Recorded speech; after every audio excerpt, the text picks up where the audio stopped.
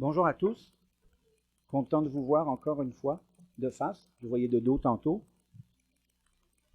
Faites pas attention à la présentation pour l'instant. J'aurais dû mettre une poche de titre, puis j'ai oublié. Donc on va arriver là-dessus plus tard. Pour l'instant, j'ai envie de vous parler ce matin de Hébreux 2e chapitre, les versets 5 à 9.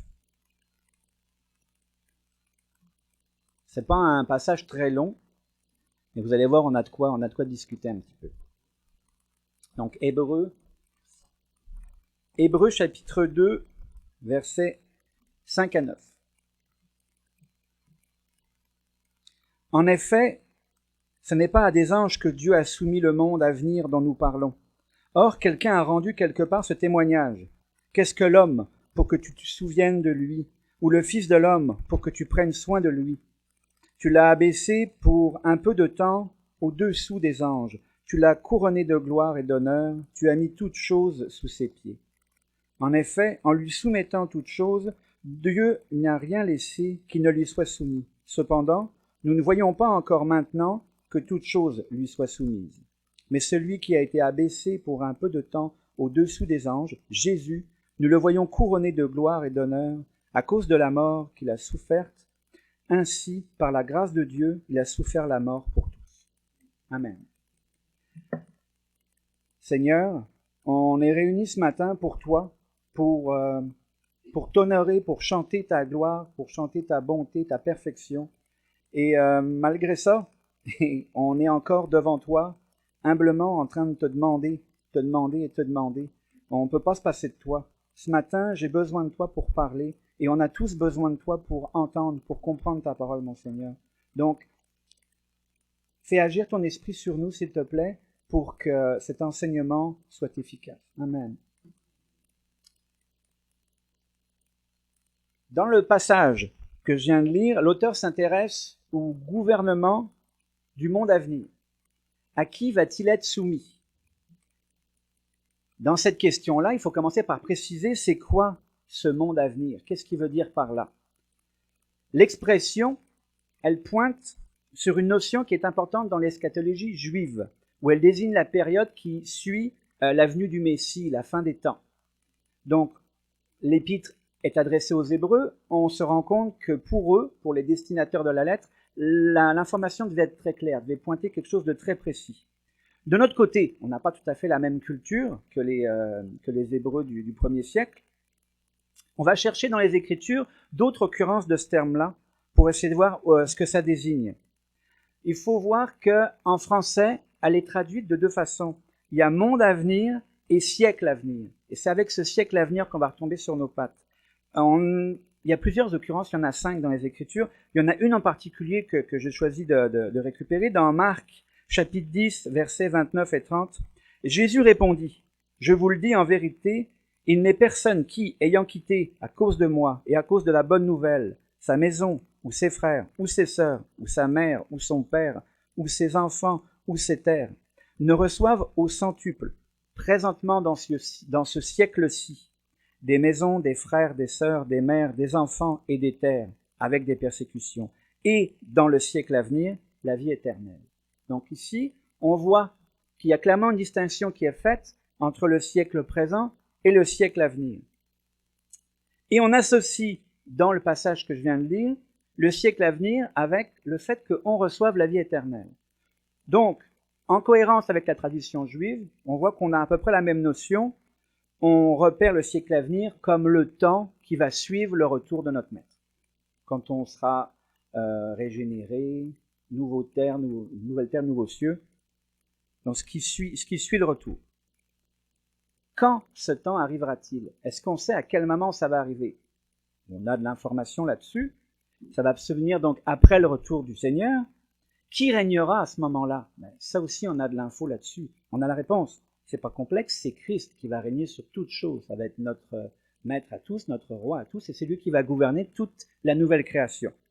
Donc on se rend compte que pour répondre à la question que pose l'auteur, la question que pose l'auteur contient sa propre réponse. Si on réfléchit au sens de la question, on a déjà la réponse. Donc le punch n'est pas sur la réponse, c'est Christ. Quel est l'intérêt pour que je vous en parle, puis lui aussi avait un intérêt, c'est parce que on va plus regarder la démonstration qu'il fait, le cheminement de son raisonnement et comment il fait pour démontrer cet état de fait à son lectorat hébreu de l'époque. Comment il s'y prend? Il va procéder par élimination. Il se dit, on a un ensemble de candidats potentiels, on va dire tous les êtres intelligents qui pourraient régner sur cette création. Puis il va regarder un par catégorie, puis essayer de voir s'il peut écrémer. Il commence par les anges, dans le verset 5, c'est très rapide, il élimine les anges de l'équation. Il a déjà statué sur le rôle des anges dans le chapitre 1. Juste avant, chapitre 1, verset 14, « Ne sont-ils pas tous des esprits au service de Dieu, envoyés pour exercer un ministère en faveur de ceux qui doivent hériter du salut ?» Les anges, c'est des serviteurs, c'est des messagers, ils ne sont pas faits pour régner. Donc cette catégorie-là d'être intelligent, on peut la rayer. On va passer à la suite. Le prochain candidat, c'est l'homme. Il y a des arguments solides en faveur de l'homme qu'on peut retrouver dans les Écritures. Ils sont rapportés par l'auteur dans les versets 6 à 8. Ça parle de l'homme, tout ça. Les versets 6 à 8, c'est une citation du psaume 8. C'est pour ça, là on peut embarquer, c'est petit, hein, mais faire tenir un psaume sur un transparent, c'est pas évident.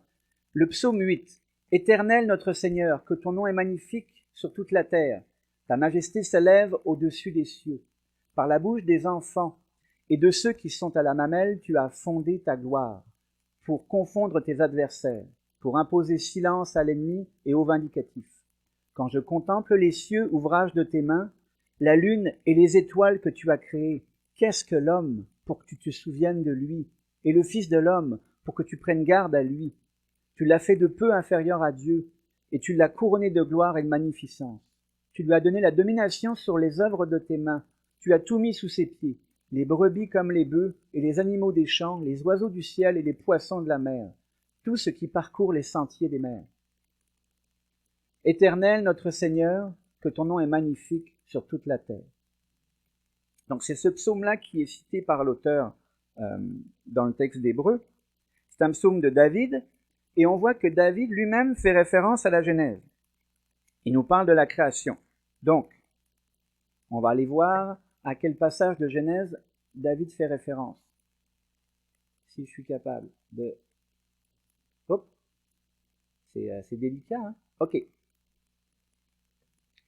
Donc, Genèse chapitre 1, versets 26 à 28. « Puis Dieu dit, faisons l'homme à notre image, selon notre ressemblance, et qu'il domine sur les poissons de la mer, sur les oiseaux du ciel, sur le bétail, sur toute la terre et sur tous les reptiles qui rampent sur la terre. Dieu créa l'homme à son image, il le créa à l'image de Dieu. Il créa l'homme et la femme. Dieu les bénit, et Dieu leur dit, soyez féconds, multipliez, remplissez la terre, et l'assujettissez, et dominez sur les poissons de la mer, sur les oiseaux du ciel, et sur tout animal qui se meut sur la terre. » En hébreu, quand on fait une répétition, ça a valeur de passer en gras, souligner, surligner, mettre en avant quelque chose. Ici, il y a deux éléments qui sont répétés. C'est que l'homme est à l'image de Dieu et la formulation dans laquelle Dieu donne l'autorité sur la création à l'homme. Donc ces deux choses-là, si vous aviez un rouleau, il aurait fallu les souligner dessus. Ok ? Bon, on fonctionne avec les outils du bord. Ça, c'est l'ordre tel que créé par Dieu. Dieu a créé l'ordre dans notre monde de cette façon-là.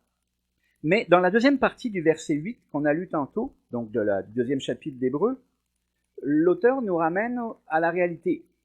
Qu'est-ce qui se passe concrètement? En théorie, l'homme a reçu de Dieu la domination sur tous les animaux, sur toute la création. Est-ce que c'est ce qu'on constate aujourd'hui? Pensez-vous que l'homme domine toute la création, les animaux, les poissons? Oui? Pas sûr? Ne se prononce pas? Qu'est-ce qu'on voit? On a des animaux qui sont indociles. Vous entendez un petit chien aboyer tantôt. N'importe qui a un chien ou un chat sait de quoi on parle. Des animaux indociles ou farouches qui refusent de se faire dresser, ou même dangereux. Ils sont censés être soumis, mais ils nous attaquent. Certaines plantes que Dieu nous avait données pour notre nourriture se révèlent être un poison mortel. Ça marche pas, ça, si nous les mangeons. Quant aux éléments, on rajoute les éléments qui vont personnifier, si vous voulez, la création. On n'a pas le moindre début de contrôle et on se contente de subir son pouvoir destructeur. Donc, en termes de contrôle, en termes de domination sur la création, ce qu'on constate est en complète contradiction avec ce qu'on vient de lire dans les Écritures. On peut même rajouter un élément intéressant. Le commentateur Warren Wiersbe, c'est des noms en allemand, je ne maîtrise pas trop. L'homme n'a même pas le contrôle sur lui-même, que ce soit ses pensées ou ses actes. Donc ça commence très très mal pour essayer de contrôler quoi que ce soit d'autre. Alors qu'est-ce qui s'est passé? Pourquoi il y a une différence entre ce qu'on vient de lire, l'ordre créé par Dieu, et ce qu'on vit aujourd'hui? C'est là qu'on comprend pourquoi l'auteur a précisé le moment. Dans la question qu'il posait au début, à qui est soumis le monde à venir? Il a placé l'information dans le temps. Enfin, on se rend compte, en lisant puis en réfléchissant, que la domination va évoluer dans le temps. Donc il a bien fait de préciser à quel moment il voulait qu'on se renseigne. Au moment de la chute, Adam a perdu les bénédictions de Dieu, et compris dans ces bénédictions-là, il y avait l'autorité sur la création. On peut le vérifier à travers les versets de la Genèse qui parlent de la nourriture, avant, donc dans l'ordre créationnel, et après la chute. On va essayer de mettre la main dessus. Pourquoi? En tout cas. Peut-être comme ça. Non. Oui, ça marche. Parfait. Dans chapitre 1er, versets 29 et 30 de la Genèse, donc l'ordre créationnel. Et Dieu dit, « Voici, je vous donne toute herbe portant de la semence et qui est à la surface de toute la terre, et tout arbre ayant en lui du fruit d'arbre et portant de la semence. Ce sera votre nourriture. Et à tout animal de la terre, à tout oiseau du ciel et à tout ce qui se meut sur la terre, ayant en soi un souffle de vie, je donne toute herbe verte pour nourriture. » Et cela fut ainsi. Ça, c'était effectif. C'est pas un projet. Après la chute, on se retrouve en Genèse chapitre 3, versets 17-18. Il dit à l'homme, « Puisque tu as écouté la voix de ta femme, et que tu as mangé de l'arbre au sujet duquel je t'avais donné cet ordre, tu n'en mangeras point. Le sol sera maudit à cause de toi. C'est à force de peine que tu en tireras ta nourriture tous les jours de ta vie. Il te produira des épines et des ronces, et tu mangeras l'herbe des champs. » On a un switch qui se fait, un glissement qui se fait dans l'ordre que Dieu avait établi. Il n'y a plus de soumission là. La terre va pas donner, il n'y a plus juste à cueillir pour obtenir ce qu'on veut. Il va falloir travailler, et puis même là, il va falloir se battre avec la création pour obtenir ce que Dieu nous avait promis au départ gratuitement.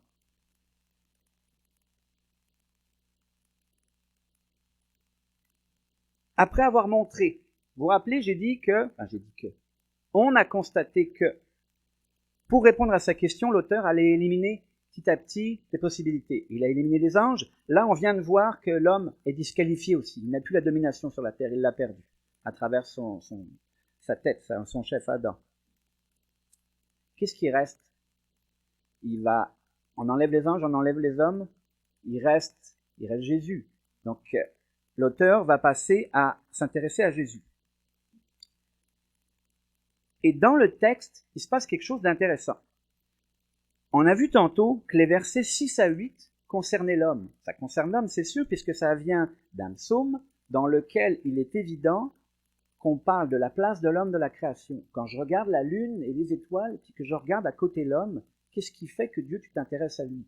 Le projet est très clair. Mais l'auteur ici récupère ces versets-là et les attribue à Jésus. On vient de les lire de 6 à 8 en se disant, ça parle de l'homme. On va les relire maintenant, cette fois-ci de 7 à 9, et ça parle de Jésus. C'est vraiment intéressant comme changement de perspective dans le texte. On s'en rend compte sans doute, on peut pas en douter, en lisant le verset 9, qui fait clairement référence au verset 7 et 8, eux-mêmes tirés du psaume 8. Mais celui qui a été abaissé pour un peu de temps au-dessus des anges, Jésus, qui fait référence au verset 7, tu as abaissé pour un peu de temps au-dessus des anges. Il répond clairement, ça parlait de Jésus. Donc Jésus, nous le voyons couronné de gloire et d'honneur. Tu l'as couronné de gloire et d'honneur, encore une fois une référence au verset 7. Donc l'auteur ici ça récupère ces versets du psaume 8 et considère, à partir de maintenant, je vais les considérer comme étant attribués à Jésus. Et le pire, c'est que ça fait du sens. C'est les Écritures, hein, je ne veux pas dire de bêtises.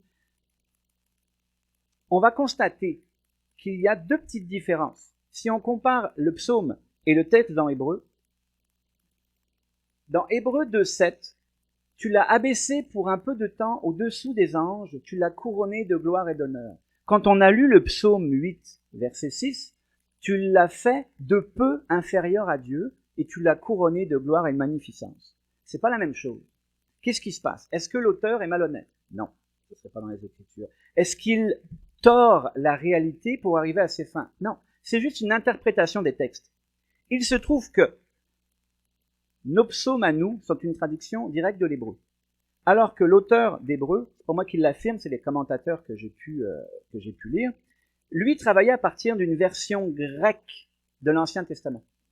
Donc il avait déjà des traductions de l'hébreu vers le grec. Or, on voit qu'il y a deux différences. Il y a, d'un côté ça parle d'ange, de l'autre ça parle de Dieu. Si on retourne à l'hébreu, que je ne maîtrise pas, donc je me contente de vous répéter ce que j'ai lu, le mot hébreu, Elohim, peut être traduit selon le contexte en Dieu au pluriel, en Dieu au singulier ou en ange. C'est ce qui permet cette petite incertitude dans la traduction. Les deux se défendent. Et autre chose, il y a aussi une ambiguïté au niveau de pour un peu de temps ou de peu. Est-ce qu'il est inférieur un tout petit peu à Dieu ou est-ce qu'il est inférieur à Dieu pour peu de temps? Ça aussi, c'est une ambiguïté dans le texte hébreu qui peut se traduire d'une façon ou d'une autre. Donc la version que l'auteur utilise peut être traduite telle qu'on le voit dans Hébreu, et la version que nous on utilise, traduite directement. Dans le contexte du psaume, évidemment, les traducteurs ont choisi les traductions qui permettaient de garder le contexte général. Okay? Donc il n'y a pas de malhonnêteté, mais c'est bien pratique parce que c'est vrai que dans ces conditions-là, le texte dans Hébreu s'applique très bien à Jésus. Tu l'as abaissé pour un peu de temps au-dessous des anges, ça colle pas mal à Jésus. On a vu que l'homme, dans la chute, a perdu son autorité sur la création. D'après Calvin, ce que nous avons perdu en Adam est restauré en Christ. Tout ce qu'on a perdu. C'est en particulier le cas de la domination sur la création, en plus des autres bénédictions. On voit dans les évangiles que Jésus exerce cette autorité sur la création. Et ce qui est intéressant, c'est qu'on peut même aller rechercher dans le détail l'autorité telle qu'elle était décrite dans la Genèse. On nous disait, l'autorité c'est quoi? Dominer sur les poissons de la mer, les oiseaux du ciel, sur tout animal qui se meut sur la terre. On a vu Jésus faire ça, il domine les poissons lors de la pêche miraculeuse. On l'a vu dominer sur les oiseaux. Il fait chanter le coq exactement après que Pierre l'ait renié une troisième fois. On le voit quand il est tenté dans le désert, c'est écrit qu'il est avec les animaux sauvages. Moi, personnellement, les animaux sauvages du désert, je tiens pas 40 jours avec. On s'entend-tu? Il les domine, ça c'est clair et net. Puis, en extrapolant un petit peu, on le voit aussi dominer sur les éléments. Quand il est dans la barque, il commande au vent, il commande à la mer. Ça suffit, là, je me repose. Il a, lui, cette autorité, telle qu'elle avait été donnée par Dieu. On l'a donc ici, la réponse, même si on l'avait au début, on a la réponse à la question du départ, on a vu la démonstration de l'auteur, c'est bien Christ qui a le règne, et c'est donc bien lui qui régnera sur le monde ou le siècle à venir. Bon, là on aurait fini le tour, sauf qu'il reste un dernier petit détail, qui moi m'intéresse particulièrement. On a lu une première fois une partie du texte en ayant en tête qu'il s'appliquait à l'homme. On l'a ensuite relu en ayant en tête qu'il s'appliquait à Jésus. Mais alors du coup, il faudrait relire la fin du verset 8 en ayant Jésus en tête. Donc à partir de là, le « il » du texte désigne Jésus. On va relire le verset 8. Tu, c'est Dieu, et il, c'est Jésus. Tu as mis toutes choses sous ses pieds. En effet, en lui soumettant toutes choses, Dieu n'a rien laissé qui ne lui soit soumis. Cependant, nous ne voyons pas encore maintenant que toute chose lui soit soumise. Autant pour l'homme, ça se passait bien. Il y avait juste une chronologie. L'homme avait obtenu la domination, il l'a perdue. Mais pour Christ, s'il obtient la domination, pourquoi on ne la voit pas? Qu'est-ce qui se passe? Non. Dieu a soumis toutes choses à Christ, mais toutes choses ne lui sont pas encore soumises. Est-ce qu'il n'y aurait pas une contradiction? Première question, peut-il y avoir des contradictions dans l'Écriture? Non, c'est un point de départ qui est simple. On est croyant, on le sait, que la parole c'est la vérité. Dans la vérité, il n'y a pas de contradiction. Donc il y a une autre explication. On l'a mal comprise, on l'a mal lu, ou il y a une astuce.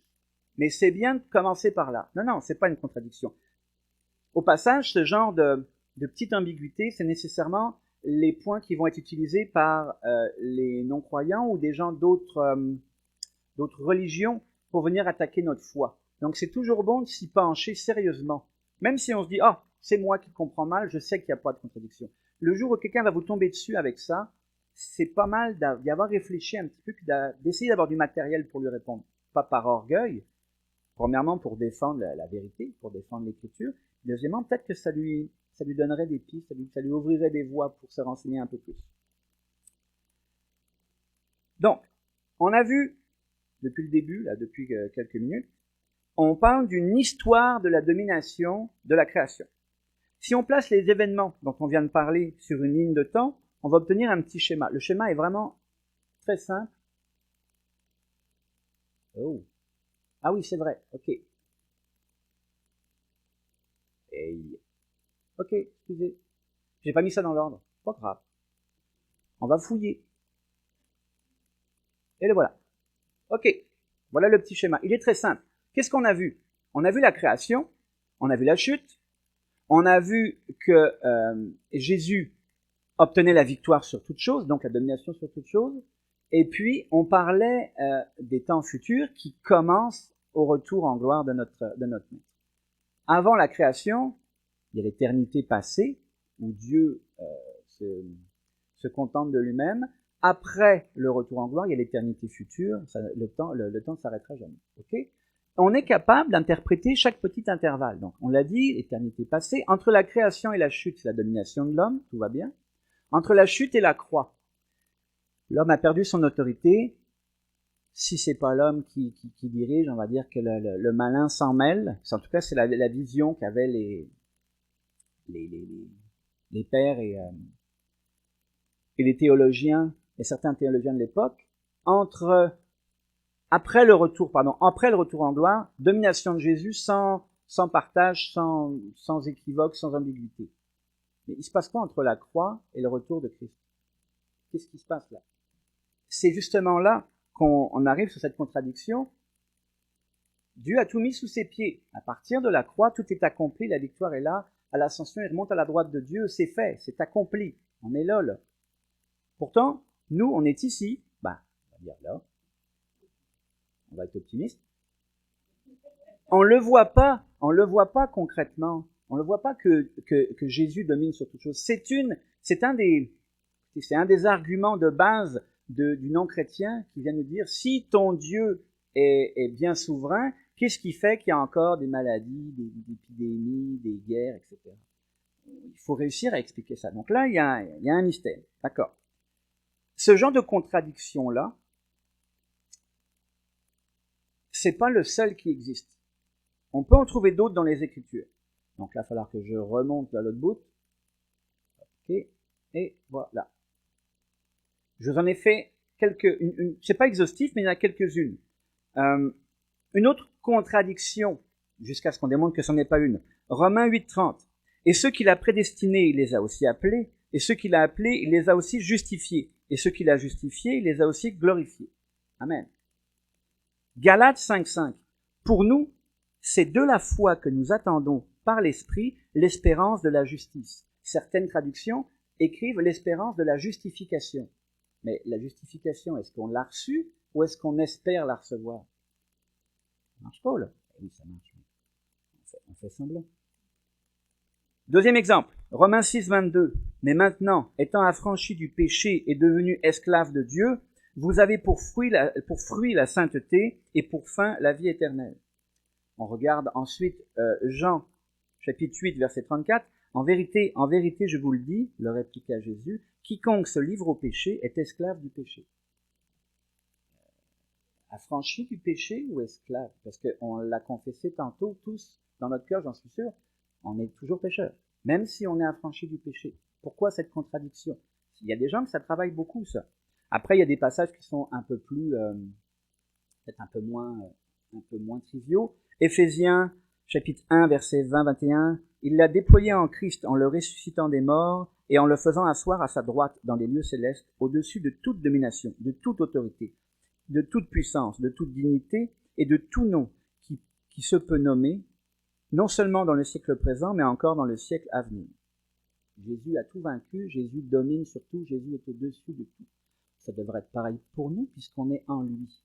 Pourtant, dans Éphésiens 6,12, car nous n'avons pas à lutter contre la chair et le sang, mais contre les dominations, contre les autorités, contre les princes de ce monde de ténèbres, contre les esprits méchants dans les lieux célestes. La victoire a été acquise, c'est fini. Pourtant, on est encore, je parlais tantôt, il y a un combat. On est encore dans un combat, la guerre spirituelle n'est pas terminée. Y aurait-il une ambiguïté là-dedans? Mais non. Bon, je vous passe la dernière. Ben non, je vais la lire. 1 Pierre 2,11. Bien-aimés, je vous exhorte comme étrangers et voyageurs sur la terre à vous abstenir des convoitises charnelles qui font la guerre à l'âme. Éphésiens 2,6. Il nous a ressuscités ensemble et nous a fait asseoir ensemble dans les lieux célestes en Jésus-Christ. Avez-vous l'impression d'être assis présentement dans les lieux célestes? Est-ce que vos sens vous disent « je suis assis dans les lieux célestes » Actonville, c'est bien, mais c'est pas le lieu. Ce que je veux dire, c'est que là, il y a une différence entre ce qu'on nous dit et la perception qu'on a de la réalité. Toutes ces questions-là, on peut les résoudre avec un concept qui s'appelle le déjà et pas encore, qui est vraiment intéressant. C'est un outil théologique qui permet d'harmoniser tout ça. D'où ça vient? Il y a une origine qu'on peut retracer. Je ne vous ferai pas un cours d'histoire, mais de toute façon, je n'ai pas les moyens. Juste quelques détails. On a une doctrine qui a été posée par Martin Luther, qui s'appelle la doctrine des deux royaumes. Il l'utilisait, lui, pour gérer la politique, pour dire que il y a le monde d'en bas et le monde d'en haut, qu'il ne faut pas que l'un interfère avec l'autre au niveau du gouvernement. Il parlait de séparation de l'Église et de l'État, si vous voulez.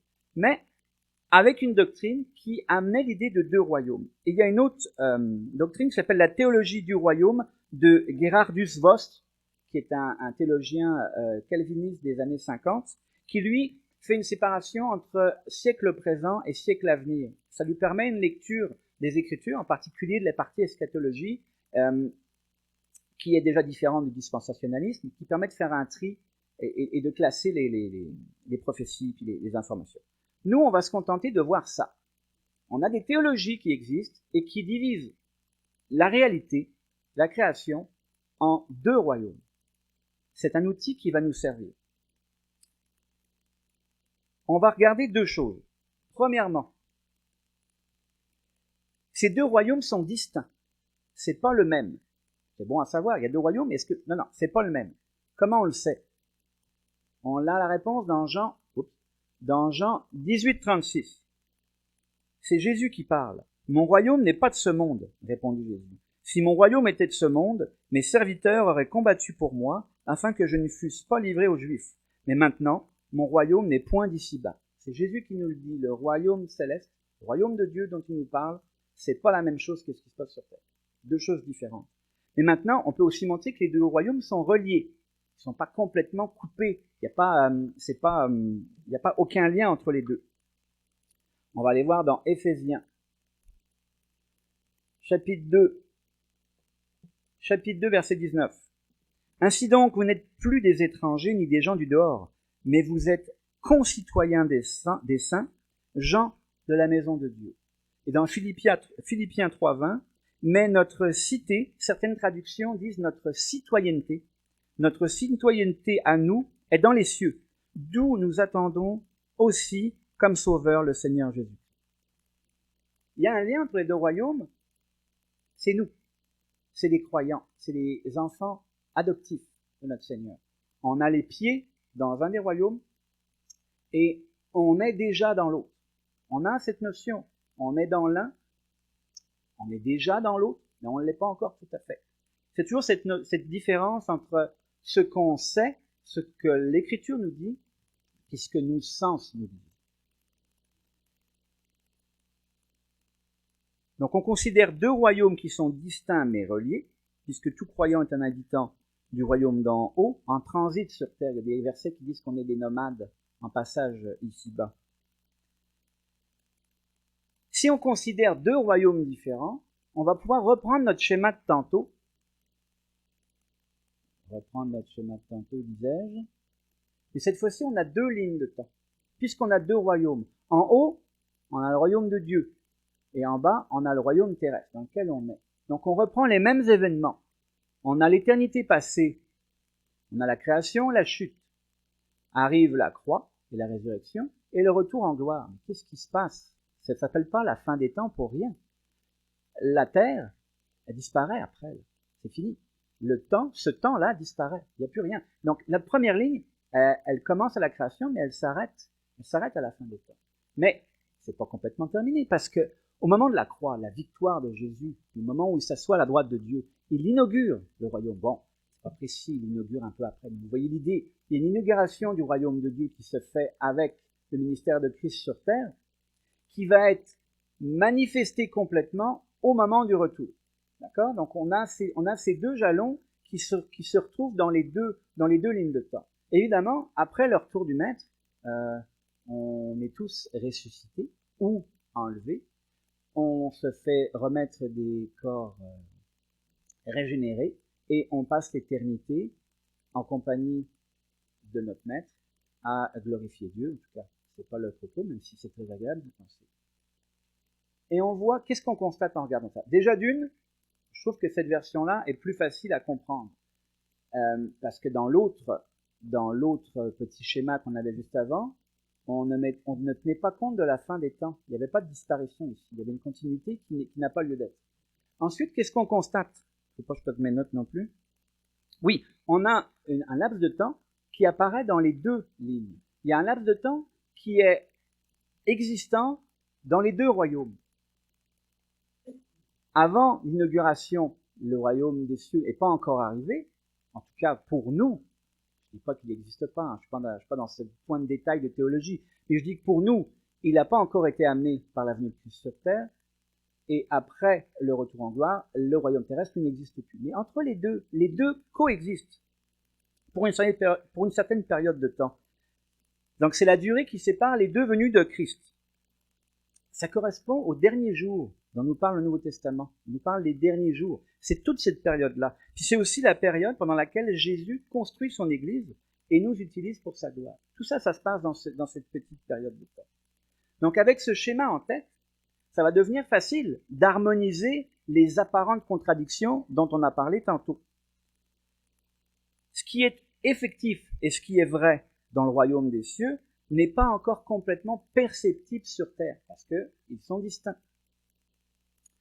Ainsi, on peut relire la fin du verset 8 du texte qu'on étudie, fin du verset 8. En effet, en lui soumettant toutes choses, Dieu n'a rien laissé qui ne lui soit soumis. Amen, c'est vrai. Cependant, nous ne voyons pas encore maintenant que toutes choses lui soient soumises. On comprend pourquoi. On n'a pas encore accès, avec nos sens, à la réalité du royaume de Dieu. Pourtant, on sait qu'il existe et on sait qu'il est vrai.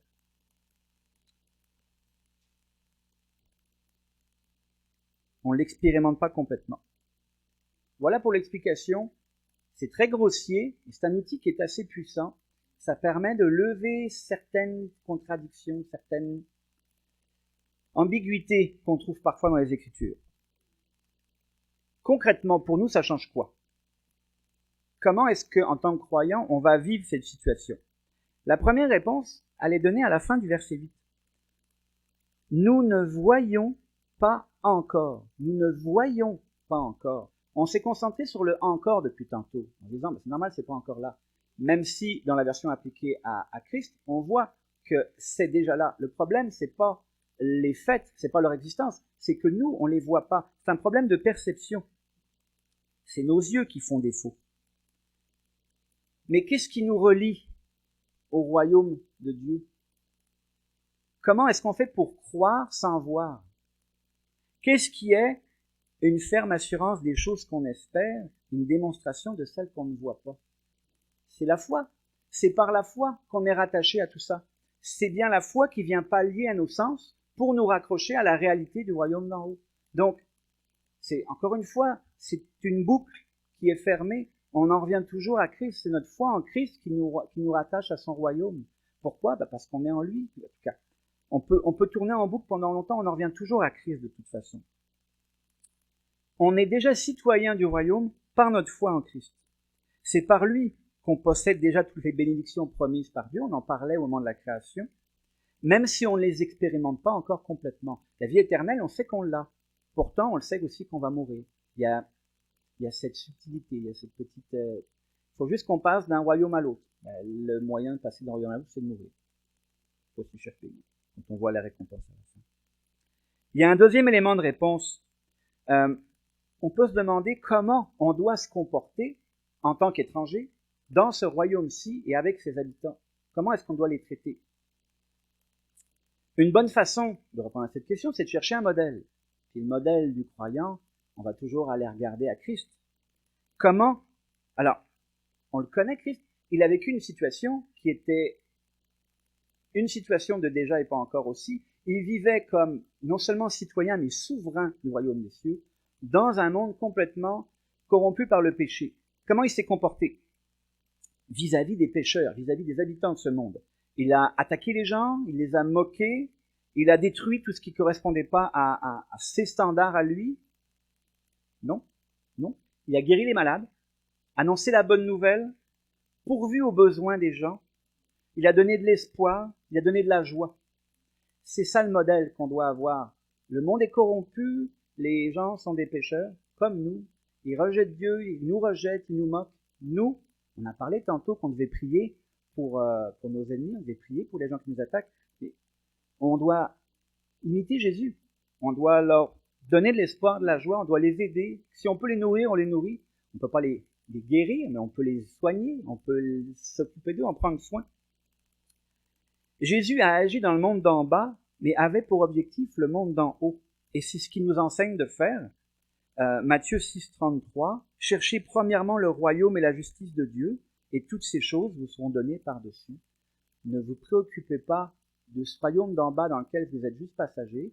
Ne vous intéressez juste qu'au royaume d'en haut, et ça se passera très bien comme ça. » Seigneur, on te remercie pour ces paroles qui nous encouragent, qui permettent de nous y retrouver, de comprendre pourquoi on est tel qu'on est, pourquoi on souffre, pourquoi tout n'est pas parfait à nos yeux. On te remercie aussi de nous avoir donné la foi de voir ton Fils, de voir son œuvre, de voir son règne, d'y croire et de l'attendre avec impatience. Amen.